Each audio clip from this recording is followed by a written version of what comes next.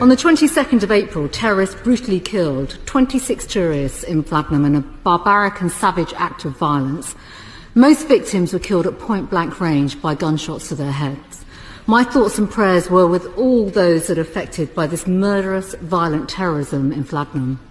This was an act of terrorism, and we must reflect on the fact that Vlagnum has joined Mumbai, New Delhi and other places in India that will be forever scarred by an act of terror. Mr. Speaker, this is clearly a precarious moment, and we want to see tensions ease between India and Pakistan. We want to avoid a state-on-state military escalation. We're also clear that India has the right to take reasonable and proportionate steps to defend itself and to dismantle the vile terrorist infrastructure that has caused death and continues to threaten them. And we know that terrorists based in Pakistan threaten India and Western interests. It was the country that Osama bin Laden was hiding in. And because of the long history of violence inflicted by terrorists on India, the UK has in place long-standing security cooperation agreements with India.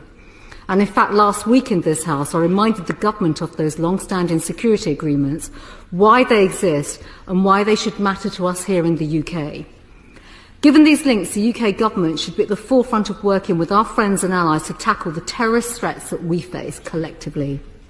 While I know the Minister will not be able to speak about intelligence sharing between UK and India, can he at least confirm whether our intelligence and security services have been in contact with India about the incidents that took place and are supporting their investigations?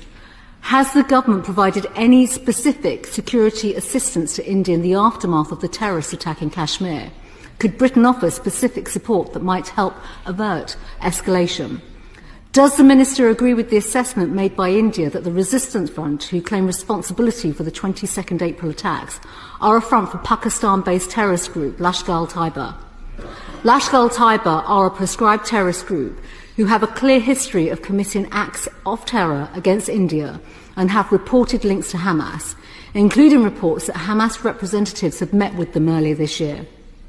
Can the Minister confirm if the UK government is aware of any cooperation and links between Lashkar-e-Taiba and Hamas? I asked this of the Minister last week and he did not respond, so I'd welcome an answer on this important point today.